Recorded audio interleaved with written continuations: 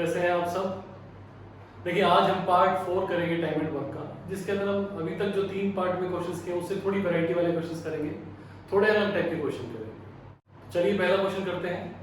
पहला क्वेश्चन क्या बोल रहा है कि A can do a piece of work in 15 days, B can complete the same work in 10 days, right?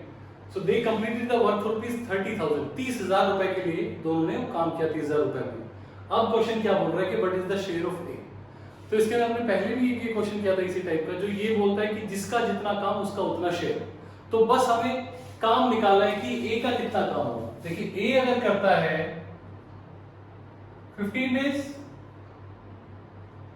B करता है इसी काम को 10 डेज, तो इनका एलसीएम हो गया 30, टोटल यूनिट हो गई 15 2 और 10 3। अब देखिए अगर ये एक दिन में 2 यूनिट करता है तो ये 3 यूनिट करता है, तो मतलब क्या हुआ कि A का शेयर कितना है काम में से 2/5, और टोटल काम कितना है, टोटल पैसे कितने हैं 30,000।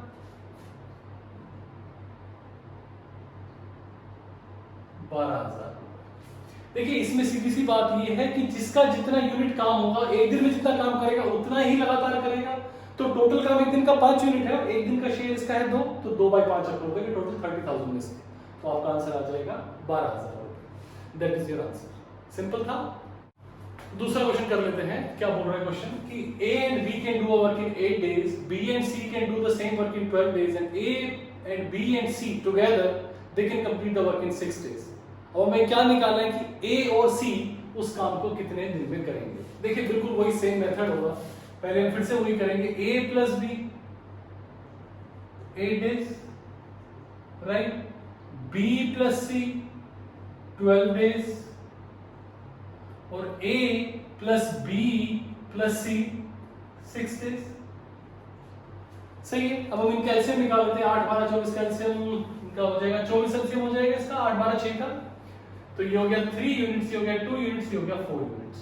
मतलब कि जब इकट्ठा काम करते हैं तो A plus B plus C 4 unit करते हैं, B plus C 2 यूनिट करते हैं, और A plus B 3 यूनिट करते हैं।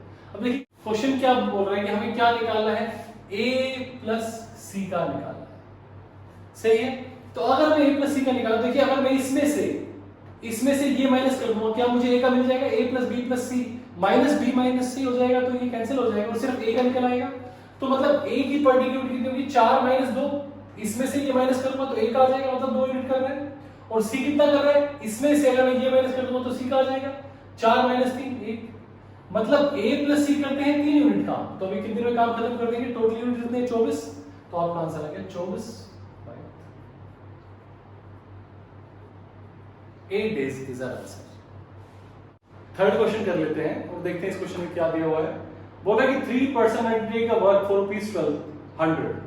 3 लोगों ने 1200 रुपए में काम को कॉन्ट्रैक्ट पे ले लिया है। एक फर्स्ट पर्सन कर सकता है उसको 8 डेज में, सेकंड पर्सन कर सकता है 12 डेज में, थर्ड पर्सन कर सकता है 16 डेज में। अब क्या बोल रहा है कि इन्होंने काम खत्म किया, दे completed the work with the help of a fourth person in 3 days. 3 दिनों में काम खत्म किया चौथे आदमी की मदद से। तो बताइए जो फोर्थ पर्सन है उसका शेयर कितना होगा। देखिए फर्स्ट पर्सन तो A मान लो, A कर सकता है 8 डेज में, B कर सकता है उसको 12 डेज में, C कर सकता है उसको 16 डेज में। अब खास बात ये है कि अब इन्होंने तीनों ने इकट्ठा तो काम किया, लेकिन फोर्थ पर्सन की मदद से 3 दिन में खत्म कर पाए। इसका मतलब कि ये अपने आप 3 दिन में काम खत्म नहीं कर पाते। तो आप सिंपली इसका एलसीएम लीजिए, 48 हो जाएगा इसका एलसीएम, 8 6 48, 4 6 12 3 16 3 48। तो देखिए ये हमारे पास आ गई पर डे की यूनिट 6 4 और 3। अगर हम ये बात करें कि इन्होंने तीनों ने 3 दिन काम किया है, तो 6 4 10 और 3 13 इनकी पर डे यूनिट है मिलके A plus B plus C की। तो 3 दिन में कितना काम कर देंगे, 13 into 3 दैट इज 39 यूनिट्स इन्होंने काम कर दिया। अब टोटल यूनिट्स कितने थे 48। इसका मतलब जो फोर्थ आदमी है उसने कितने यूनिट किया हुआ, 48 - 39 9 यूनिट है तो किया होगा फोर्थ आदमी ने। अब देखिए फोर्थ का शेयर का मतलब क्या है कि जिसका जितना काम उसका उतना शेयर। तो 9 यूनिट काम किया आउट ऑफ 48 इनटू 1200। ठीक है, अब इसको कैंसिल कर लीजिए आप, 1200 से हो जाएगा 12 × 4 48 25 में 225। तो जो फोर्थ पर्सन है उसको पैसे मिलेंगे 225 रुपीज। क्लियर है। नेक्स्ट क्वेश्चन कर लेते हैं। देखिए ये सिमिलर टाइप का क्वेश्चन हमने पार्ट 2 में भी किया था, लेकिन ये थोड़ा सा अच्छा कंसेप्ट है इसलिए मैं एक बार और करा रहा हूँ आपका रिवीजन के लिए। क्वेश्चन क्या बोलता है कि 2 men and 3 women can complete a work in 10 days and 3 men and 2 women can complete the same work in 8 days। अब हमें क्या बताना है कि 2 men plus 1 women कितने दिन में इस काम को खत्म करेंगे। देखिए फिर से वही सेम है, 2 men plus 3 women can complete this work in 10 days और 3 men plus 2 women can complete this piece of work in 8 days, right? और हमें क्या निकालना है, 2 men plus 1 women is equal to question mark days, right? अब देखिए हमने इसमें क्या फॉर्मूला किया था, MDH वाला फॉर्मूला किया था, men into days हम वही करेंगे, MD M2 D2 बस इसको लगाते हैं, 2M plus 3W into 10 is equal to 3M plus 2W into 8। इसको हम सोल्व करके हमें क्या करना था, रेशियो निकालना था, हम वही करेंगे। हम इसको सोल्व करके रेशियो निकालेंगे, 2 5 is 10, 2 4 is 8, 10m plus 15 women is equal to 24 men plus, sorry 24 नहीं, 12 men plus 8 women। देखिए इधर आ गया, ये उधर चला जाएगा, है ना, तो ये इधर चला जाएगा, इधर चला जाएगा, तो मतलब आपका कितना आ गया, 15 women minus 8 women is equal to 12 men minus 10 men। तो ये आपका 2 हो गया और 15 में से आ गया 7, तो आपका रेशियो देखिए यहाँ से आ गया कि men by women का रेशियो है 7:1। मतलब रेशियो मतलब क्या है कि men अगर 7 यूनिट काम करता है तो women 2 यूनिट काम करती है। अब फिर से वही करेंगे, जो हमें चाहिए वो लिखते हैं, 2 men plus 1 women into days, जितने डेज निकालने इज इक्वल टू, चाहे ये वाला पोर्शन ले लें चाहे ये वाला पोर्शन। देखिए पिछले एग्जांपल में पार्ट 2 में मैंने ये वाला लिया था, इस बार मैं ये लिख के दिखाता हूँ आपको पूरा, 3m plus 2w into 8। अब क्या करना है, men की जगह 7 women की जगह 2, तो इसमें 7 आता है, 7 दूनी 14, 14 plus 2 16 into d, यहाँ पे 7 21 और 2 दूनी 4 21 25 into, मतलब 8 है यहाँ पे, 8 2 16, तो d is equal to 12.5 days। एकदम सिंपल क्वेश्चन था, सही है। तो 12.5 डेज में ये लोग कर पाएंगे 2 men plus 1 women, ठीक है। चलिए एक और क्वेश्चन करते हैं। इसे देखिए सिर्फ आपका कंसेप्ट यूज हो रहा है, नंबर्स नहीं है। कई बार क्या होता है कि बच्चे x y m n p q देख के घबरा जाते हैं, तो ऐसा बिल्कुल नहीं है। अगर आपका कंसेप्ट सही है आपका तो आपको घबराने की जरूरत नहीं है। तो देखिए क्या क्वेश्चन है कि a can do a work in m days, b can do in n days, तो a plus b कितने दिन में काम खत्म करेगा। देखिए क्या हो रहा है, a कर सकता है n डेज में, b कर सकता है n डेज में, तो फिर से कैलसियम क्या हो गया, mn हो गया, तो यहाँ पे n आ जाएगा, यहाँ पे m आ जाएगा। क्या पूछा है, a plus b कितने में करेंगे, इनके एक दिन की कितने होंगे, m plus है, तो आपका आंसर क्या आ गया, mn by m plus b। एकदम सिंपल क्वेश्चन था, सिर्फ mn, बस ये कंसेप्ट क्लैरिटी के लिए अच्छा क्वेश्चन था कि आपने m लिया, m डेज n डेज, ये यूनिट साइन n यूनिट पर डे m यूनिट पर डे, आपने दोनों को जोड़ा और फिर आपने टोटल यूनिट से डिवाइड कर दिया, सिंपली आपका आंसर। नेक्स्ट क्वेश्चन कर लेते हैं। देखिए नेक्स्ट क्वेश्चन क्या बोल रहा है कि work would be completed in 100 days by some workers, कि कुछ जो वर्कर थे उस काम को 100 दिन में कर सकते थे, but due to absence of 10 workers it completed in 110 days. 10 लोग कम थे तो 110 दिन में कंप्लीट हुआ।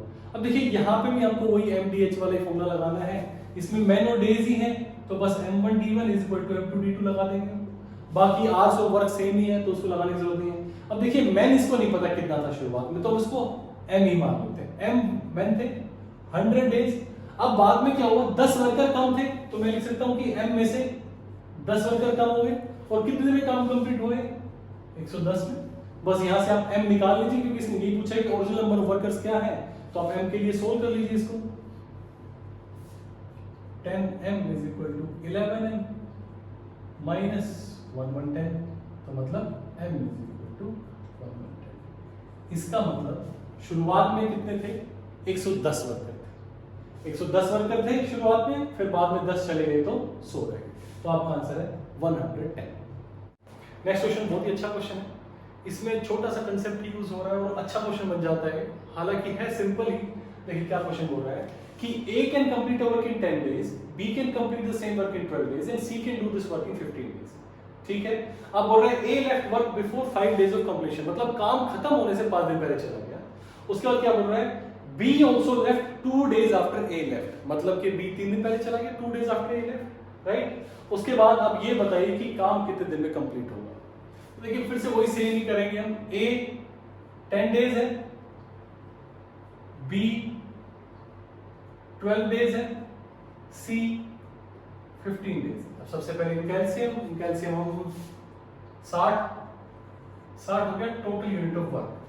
अब ये इनका पर डे का यूनिट आ गया 6 यूनिट्स पर डे, इसका 5 आ गया, इसका 4 आ गया। यहां तक समझ गए, सिंपल है। अब देखिए अब हमें क्या करना है कि हमें ये बताना है कि लास्ट के 5 डेज में बताइए किसने काम किया। एक बात क्लियर है कि जब A चला गया तो B और C ने काम किया, लेकिन B भी 2 दिन बाद चला गया। तो मतलब यहां पे पहले हम कह सकते हैं कि लास्ट के 5 दिन अकेले C ने काम किया और साथ में 2 दिन B ने भी काम किया। तो पक्का 5 दिन C ने काम किया, तो C का 4 यूनिट है पर डे, तो 5 दिन का इसमें कितना हो गया 20 यूनिट्स काम। ये C ने 20 यूनिट्स काम कर दिया। अब क्या बोल रहा है, B also left 2 days after A left, मतलब इन 2 दिनों के अंदर B ने भी काम किया था। तो हम B का भी 2 दिन का ऐड कर देते हैं, 5 है यहाँ पे, तो B का 2 डेज का हो गया 5 into 2 मतलब 10 यूनिट्स, मतलब 30 यूनिट्स। लास्ट के 5 दिन में 30 यूनिट काम हुआ है।